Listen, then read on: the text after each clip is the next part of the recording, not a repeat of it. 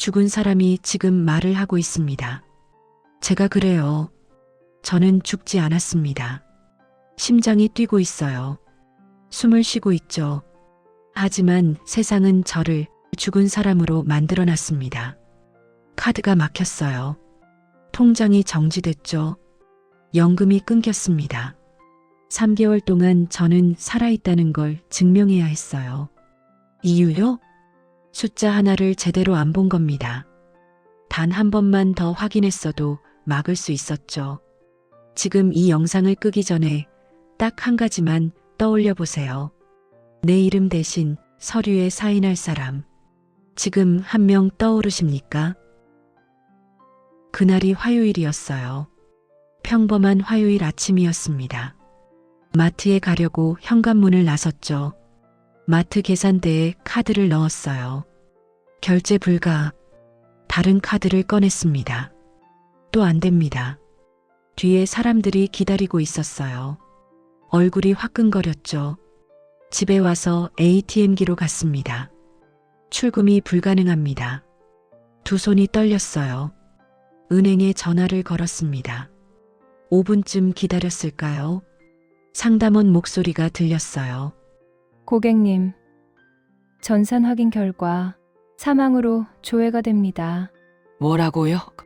죄송합니다만 계좌 명의자 분께서 사망 처리가 되어 있습니다. 머릿속이 하얘졌습니다. 저 지금 전화하고 있잖아요. 주민센터에 확인하셔야 할 것 같습니다. 사망이라고요? 다음 날 은행에 직접 갔어요. 창구 직원에게 말했죠. 제 계좌가 사망으로 돼 있다는데요. 직원이 컴퓨터를 확인하더니 표정이 굳었습니다.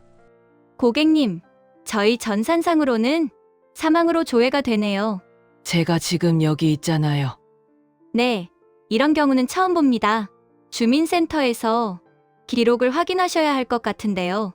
은행에선 아무것도 못하는 거예요. 저희는 주민센터 전산을 따라가는 거라서요. 그 말보다 직원이 제 눈을 피한 게 더 속상했습니다. 책임을 떠넘기더라고요. 주민센터로 가야 했습니다. 주민센터에 갔어요.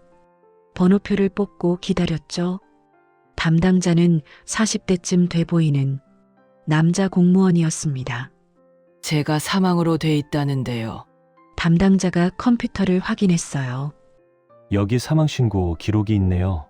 등골이 서늘해졌습니다. 누가 신고했어요? 보호자로 등록된 분이 신고했네요. 요양보호사로 등록돼 있네요. 요양보호사요? 저 요양원 간 적도 없는데요. 담당자가 난처한 표정을 지었어요. 다른 지점 기록도 확인이 필요할 것 같아요. 도대체 왜 이렇게 복잡한 거예요? 그날 밤 잠이 안 왔습니다. 이대로 그냥 넘어가야 하나 아니면 끝까지 따져야 하나. 괜히 나섰다가 더 피곤해질까봐 전화기를 쥐고 한참을 망설였죠. 다음 날 다시 주민센터로 갔어요. 보호자 연락처 좀 확인해 주실 수 있어요? 담당자가 화면을 보여줬습니다. 그 순간 심장이 쿵 내려앉았어요. 제 번호가 아니었습니다. 이 번호 제 번호가 아닌데요. 언제 바뀐 건지 확인해 볼게요. 3개월 전에 변경됐네요. 3개월 전이요. 그때 전 병원에 있었어요. 허리 수술 때문이었죠. 병원 침대에 누워 있을 때 누군가 제 정보를 바꿔놓은 거예요. 변경 신청자가 누구예요? 여긴 요양보호사 이름이 나오네요. 박미정. 배신감이 밀려왔습니다. 이 사람 어떻게 연락할 수 있어요? 사망신고서 사본 발급받으세요. 거기 연락처가 있을 거예요. 주민센터를 나왔습니다. 버스 정류장에 섰는데 다리가 후들거렸어요. 벤치에 앉았습니다. 집에 돌아와서도 마음이 불안했습니다. 박미정이라는 사람, 대체 왜 내 정보를 바꾼 걸까? 아기가 있었던 걸까?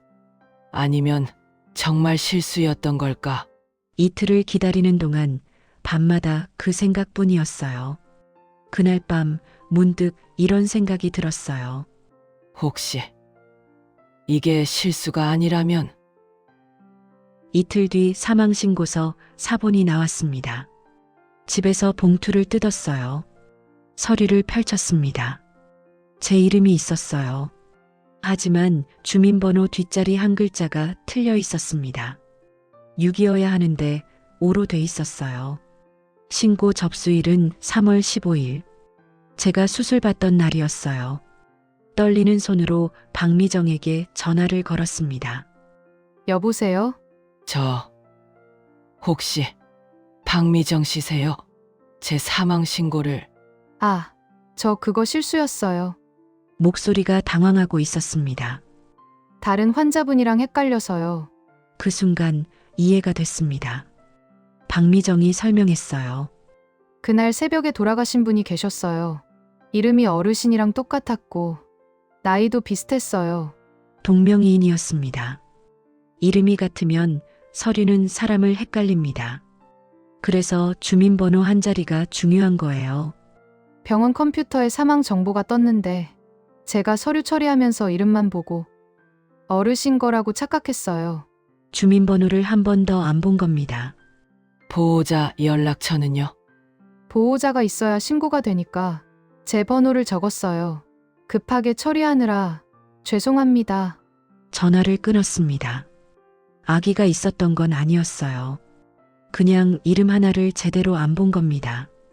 주민번호를 한 번 더 확인하지 않은 거죠. 하지만 그 한 번이 제 인생을 멈춰버렸습니다.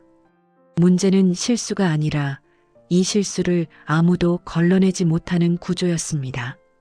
이름 하나, 번호 한 자리로 사람 인생이 멈추는 구조 말입니다. 주민센터로 다시 갔습니다. 사망 신고 정정 신청하려고요.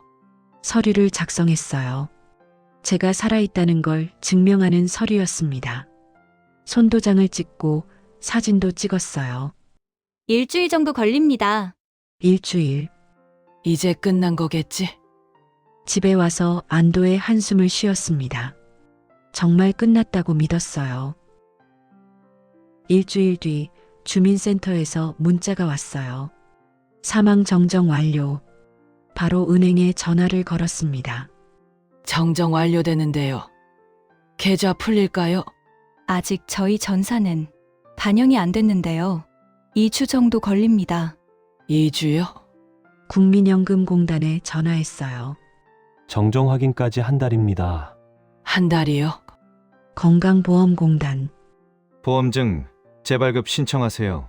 카드사, 정지 해제까지 2주입니다.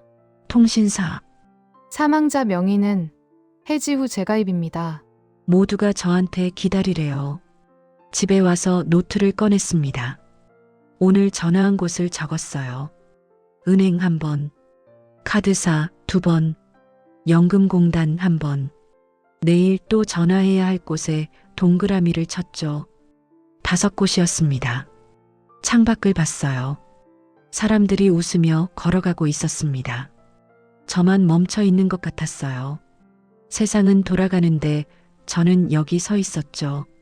솔직히 그만두고 싶었습니다. 이 정도면 됐지. 그냥 조용히 살자. 그런 생각이 들었어요. 근데 그때 통장 잔액을 봤습니다. 연금이 끊겨 있었고 자동이체가 줄줄이 깨져 있었습니다. 한 달만 더 이러면 집세도 밀릴 판이었죠. 바닥에 주저앉았습니다. 눈물이 났어요. 정정은 일주일이면 끝났는데 회복은 언제 되는 거지? 내 잘못도 아닌데. 그날부터 아침이 무서워졌습니다. 눈을 뜨면 겁부터 났어요. 또 어디가 막혔을까봐. 전화벨 소리만 울려도 심장이 먼저 뛰었습니다. 받기 전부터 머릿속으로 대답을 연습했어요. 네. 살아 있습니다. 정정은 이미 됐습니다. 서류는 어제 보냈습니다. 하루에 같은 말을 몇 번이나 했는지 모르겠습니다. 은행에서는 이랬습니다. 고객님, 전산에 아직 반영이 안 돼서요. 연금공단에서는 이렇게 말했죠. 사망 기록이 있었던 기간은 규정상 별도 처리됩니다. 전화를 끊고 저는 또 서류 봉투를 꺼냈습니다. 똑같은 종이를 다시 꺼내는 손이 미세하게 떨렸어요. 전화를 끊고 나면 허탈감이 밀려왔어요. 틀린 말은 없었습니다. 문제는 그 말들이 전부 규정이었다는 겁니다. 그런데 그 규정 속에는 지금 살아서 숨쉬고 있는 나는 없었습니다. 그때 알았습니다. 내가 죽으면 서류는 나보다 먼저 굴러간다는 걸요. 그날부터 매일이 전화였습니다. 그 순간 문득 이런 생각이 들더군요. 내가 잘못한 게 하나라도 있나? 아니면 가만히 있던 게 죄였나? 국민연금공단, 건강보험공단, 은행, 카드사, 통신사, 매일 같은 말을 반복했어요. 저는 살아있어요. 정정 완료됐어요. 어느 날은 카드사에 전화했습니다. 고객님, 정정 신청서 접수 확인됐습니다. 그럼 언제 풀리나요? 처리 중입니다. 며칠 더 걸리나요? 정확한 일정은 말씀드리기 어렵습니다. 전화를 끊고 한숨을 쉬었어요. 다음 날 건강보험공단에 전화했습니다. 어르신, 서류 한 가지가 더 필요합니다. 무슨 서류요? 가족관계 증명서요. 그건 왜요? 지난주에 다 냈는데요. 규정이 바뀌어서요. 저도 모르게 목소리가 커졌습니다. 그럼 그 규정 만든 분들 하루만 저처럼 살아보라 하세요. 말하고 나서 제가 놀랐어요. 평소엔 절대 그런 말 못하는 사람이었거든요. 또 주민센터에 가야 했습니다. 같은 서류를 7번 냈습니다. 서류를 챙기는 것도 일이었습니다. 주민등록 등본을 떼러 갔다가 사망정정 완료자라는 문구를 보는 순간 다리가 풀려 잠시 서 있지도 못했어요. 창구 직원이 조용히 물었습니다. 어르신, 죄송한데요. 혹시 본인 맞으세요? 그 순간 저는 웃음도 눈물도 안 나왔습니다. 내가 살아있다는 걸 타인이 확인해주는 순간이었거든요. 그 한마디에 참던 게 무너졌습니다. 힘든 게 아니라 억울했어요. 아픈 것도 아닌데 죽은 사람 취급을 받는다는 게. 집에 돌아와 서류 봉투를 한참 바라봤어요. 이 종이 몇 장이 사람을 살아있는데도 사망 처리할 수 있다는 게 주민등록 등본, 사망정정 확인서, 신분증 사본. 허리가 아픈데 12곳을 돌아다녔어요. 어느 날 국민연금공단에서 전화가 왔습니다. 사망기간 중 지급된 연금 환수 대상입니다. 환수요?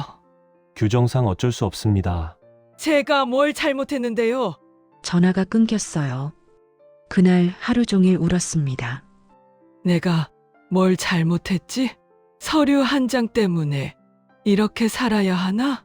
그렇게 3개월이 지났습니다. 계좌가 풀렸다는 문자를 받고도 바로 기뻐지지 않았습니다. 혹시 다시 막히진 않을까?